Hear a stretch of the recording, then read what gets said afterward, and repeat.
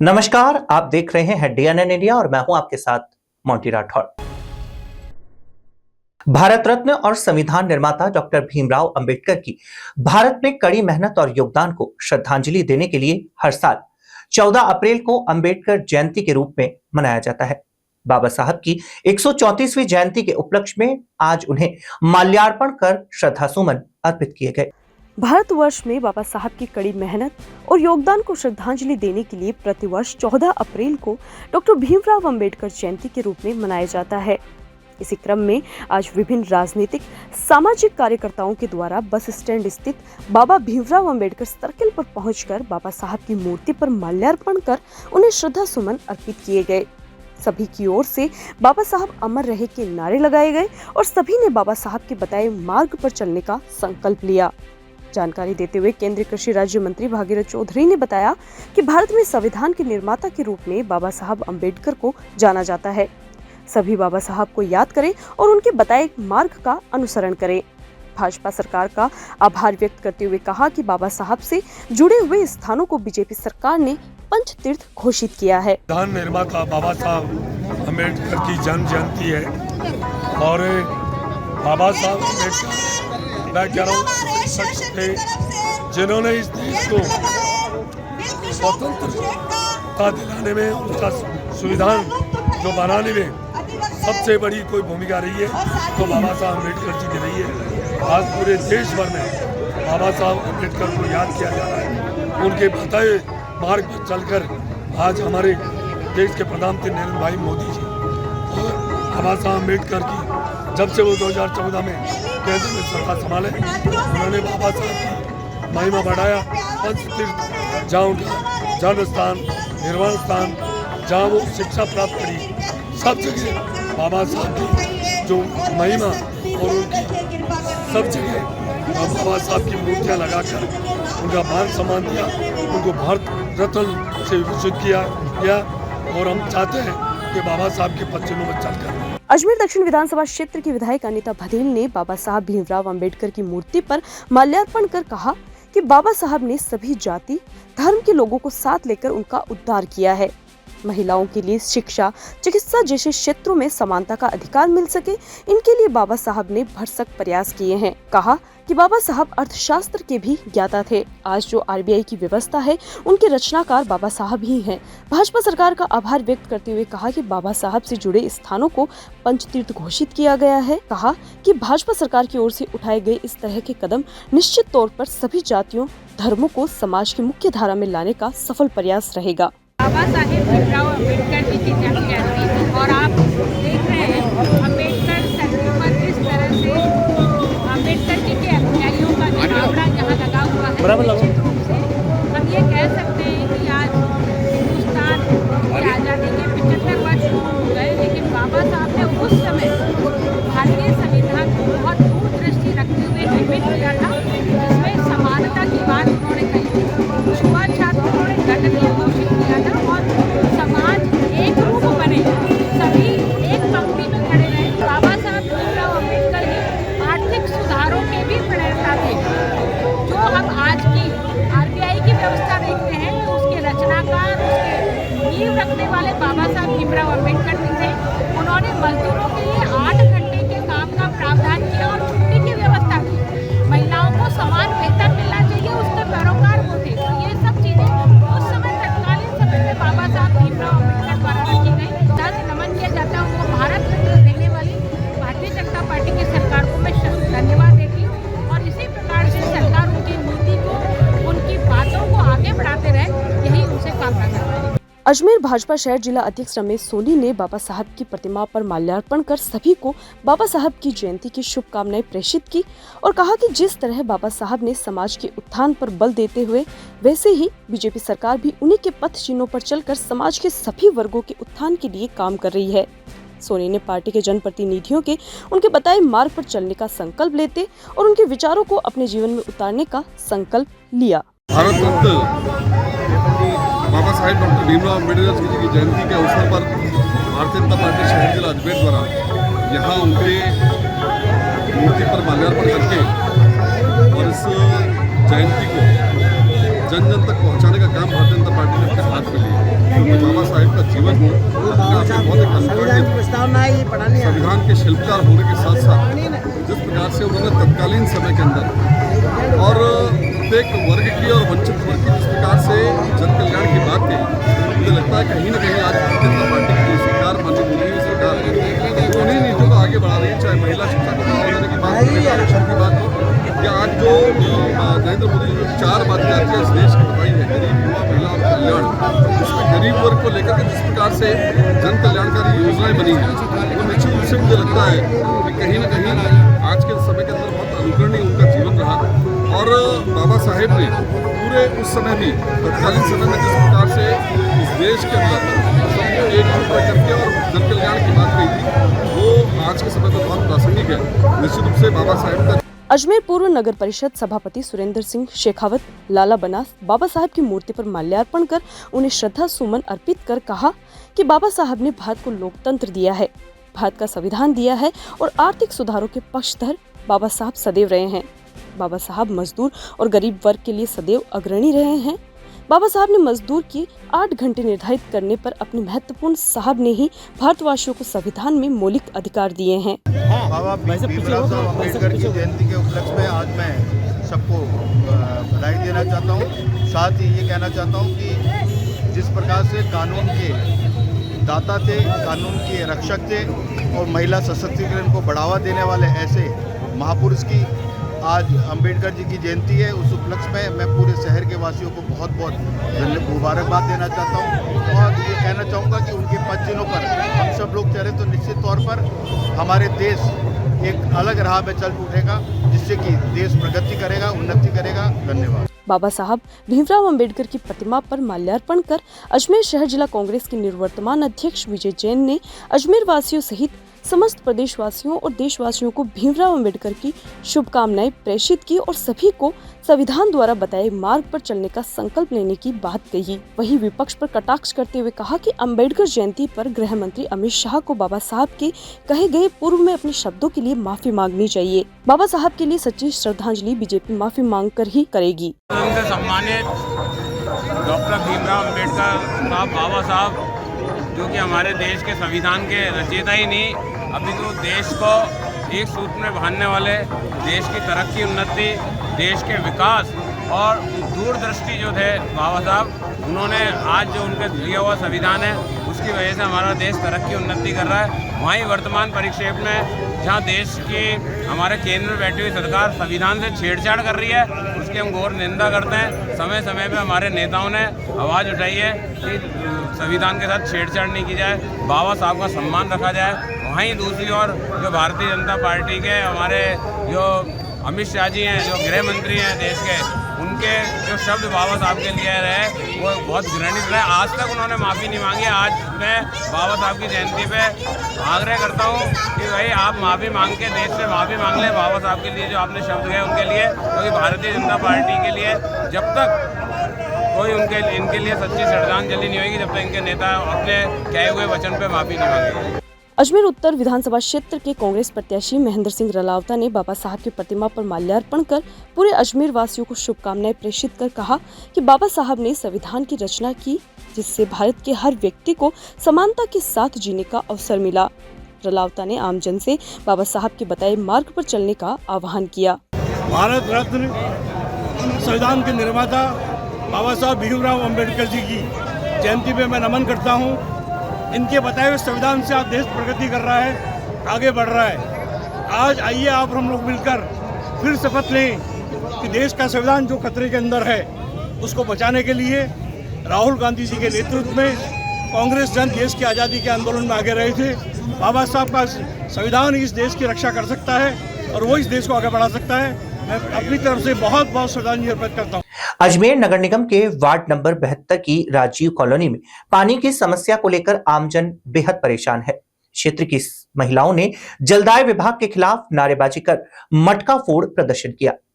आमजन ने प्रशासन से क्षेत्र में पानी व्यवस्था सुचारू करने की गुहार लगाते हुए क्षेत्र में सरकारी नालों की व्यवस्था की मांग की है। अजमेर के वार्ड 72 की राजीव कॉलोनी में पानी की समस्या को लेकर आमजन बेहद परेशान है।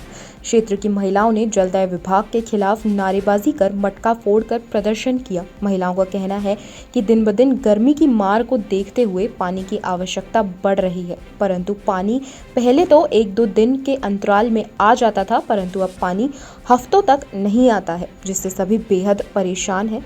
पानी के टैंकर की कीमत भी आसमान छू रही है। एक आम आदमी के लिए हफ्तों में पानी का टैंकर घर पर डलवाना मुश्किल हो रहा है। क्षेत्र की महिलाओं ने बताया कि जलदाय विभाग की ओर से जब कभी भी पानी दिया जाता है तब मात्र 1-2 घड़े ही भर पाते हैं।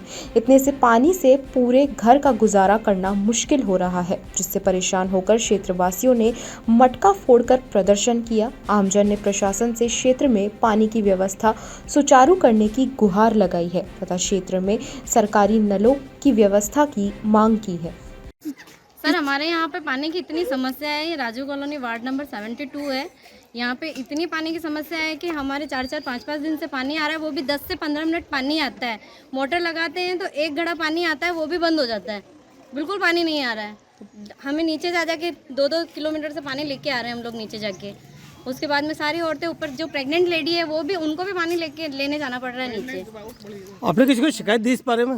जी बिल्कुल, गई थी लेडीज, सारी स्टेशन देख के आए हैं, अवगत कराया आए भी थे, लेकिन उससे कोई हमारी समस्या का कोई समाधान नहीं हो रहा है। अच्छा, ये 2 लाइनें बता दी एक नीचे वाली इधर से आ रही है, एक इधर एक तो आतेड़ साइड से आ रही है, एक इधर किशनगंज से आ रही है। इधर किशनगंज वाली में पानी आता ही नहीं है। हम प्यासे मरे। एक दिन छोड़ के एक दिन पानी आ रहा है सर डेली, और 1.5 से 2 घंटे पानी आता है। और हमारे इधर जो आतेड़, ये कृष्णगंज वाली जो लाइन है, इसमें बिल्कुल भी पानी नहीं आता। जी बिल्कुल, हर 8-10 दिन में हमको टैंकर डलवाना पड़ता है। कितने का टैंकर आ रहा है आपके इधर? 500 रुपए का टैंकर आता है। जिनके मशीन से चढ़ रहा है पानी, उनके 600 रुपए लेता है। जिनके बिना मशीन चढ़ रहा है पानी, वो 500 रुपए ले रहा है। कितने टाइम से परेशान हो रहे हैं आप लोग? 1.5 से 2 महीने हो गए हैं। अच्छा, आने वाले टाइम में और ज़्यादा गर्मी होगी, ऐसे में पानी की समस्या ज़्यादा बढ़ती है। वो तो बढ़ेगी ही सर। देखिए, पानी में पानी बिल्कुल नहीं आ रहा। पहले एक दिन छोड़ के एक दिन नल आता था, अब बिल्कुल पानी नहीं आ रहा नलों में। और प्रेगनेंसी में किधर जाएं पानी लेने?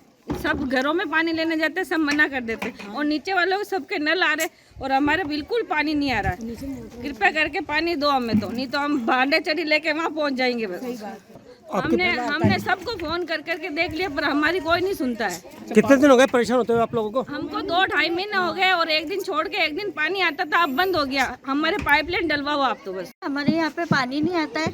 पानी के लिए हमारे को ठेठ नीचे जाना पड़ता है। अब सबके गर्मी है, कोई पानी हमें देता नहीं है। फिर हमारे को 1 घड़ा मिलता है, उसके बाद हमारा पानी बंद हो जाता है। फिर हम क्या करें? फिर टैंकर मंगाते हैं, टैंकर हमारे 600-700 रुपये लेते हैं। फिर पानी उसमें से भरते हैं, वो भी कितने दिन चलाएंगे? 4-4, 5-5 फैमिली वाले कितने दिन चला सकते हैं, ये भी बताओ आप। फिर हम पानी लेके आते हैं तो पानी वाले को फ़ोन करते हैं, तो वो बोलता है खोल दिया, 1 घंटा बढ़ा दिया, 2 घंटा बढ़ाने से कोई मतलब नहीं है। जब हमारे घर में 2 घड़े पानी नहीं आ रहे, तो आप 4 घंटे खोलो ना भले से। तो पानी नहीं है तो हम क्या कर सकते हैं बताओ। फिर हम सारी लेडी मिलके ऑफिस गए, ऑफिस में हमारा कोई संविधान वो नहीं निकला। फिर वहाँ से हमारे को ये टाल के निकाल दिया। बोले शाम को हम आ रहे हैं। शाम को आके 1-2 जने चेक कर गए, चेक करके बोलते हैं, बोले कि है ना कल से आपका पूरा पानी खोलेंगे। पूरा पानी नहीं खुला। फिर हम वो पानी वाले को फ़ोन करते हैं, तो वो बोलता है 1 घंटा खोल दिया, 2 घंटा खोल दिया। अब पानी नहीं है तो हम क्या कर सकते हैं? कितने घर हैं हमारे यहाँ पे? 20-25 घर है सर। यहाँ रुकते हैं छोटे से ब्रेक के लिए, जल्द हाजिर होंगे खबरों के नए सफर के साथ।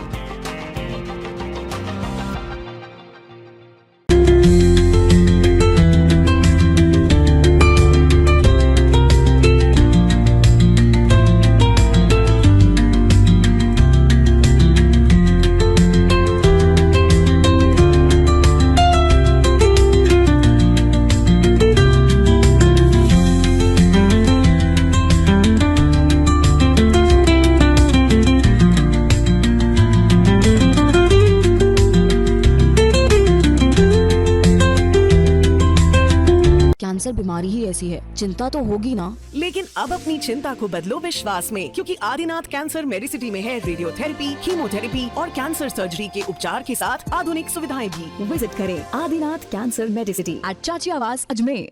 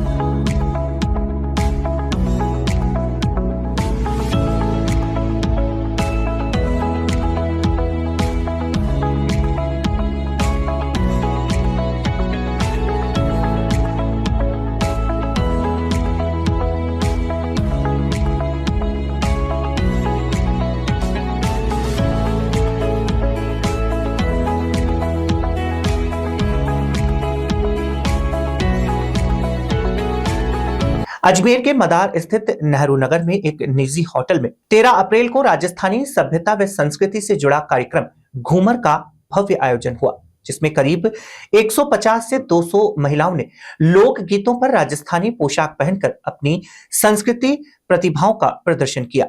जहां इस कार्यक्रम में अतिथियों ने राजस्थान की घूमर नृत्य की प्रतिभाओं को प्रशस्ति पत्र व मोमेंटो देकर सम्मानित किया।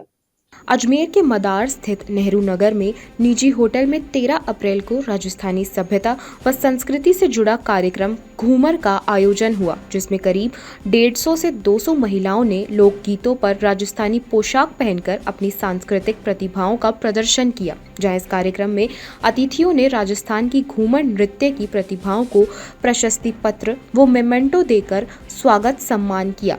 वहीं साथ ही बताया कि इस कार्यक्रम का मुख्य उद्देश्य है कि आज की युवा की पीढ़ी को राजस्थान की संस्कृति सभ्यता से अवगत करवाना व इसके महत्व व इसके प्रति लगाव को बढ़ाना है। इस कार्यक्रम में करीब 50 से अधिक लड़कियों ने अपनी मां के साथ मिलकर इस कार्यक्रम में भाग लिया है। घूमर कार्यक्रम का ये 7वां साल है। ये कार्यक्रम आर्चिस कैसल क्लास में करवाया गया, क्लास अजमेर में करवाया गया। करीबन 150-200 महिलाओं ने यहाँ पे भाग लिया। कार्यक्रम में लोकगीत, लोक संगीत रखे गए और राजपूती पोशाक हमारे ड्रेस कोड था और राजस्थानी गाने ही यहाँ पे बजाए गए। और करीब वहाँ पे इस कार्यक्रम का मेन उद्देश्य अपनी युवा पीढ़ी को अपनी संस्कृति सभ्यता से जोड़ने का प्रयास है मेरा। और करीबन यहाँ पे 50 बच्चों ने अपनी माओं के साथ यहाँ पे भाग लिया है।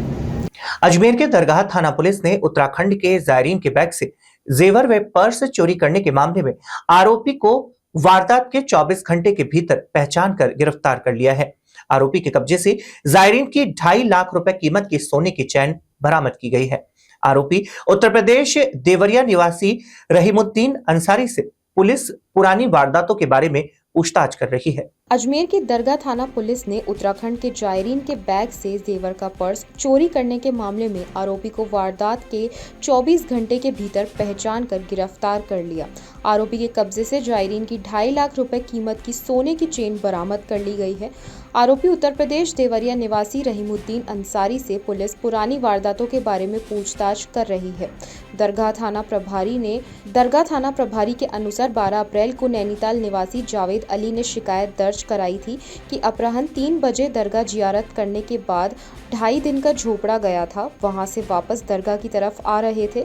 इस दौरान निजाम गेट के बाहर पत्नी के पर्स के अंदर से एक छोटा पर्स गायब हो गया। पर्स में 3 तोला सोने की चेन थी। थाना प्रभारी दिनेश जीवनानी ने बताया कि घटनास्थल के आसपास के सीसीटीवी कैमरों की 100 से ज्यादा फुटेज का अवलोकन कर संदिग्ध लोगों ने चिन्हित कर रहीमुद्दीन अंसारी पुत्र शमीम अहमद को हिरासत में लेकर पूछताछ की तो उसने वारदात कबूल कर ली।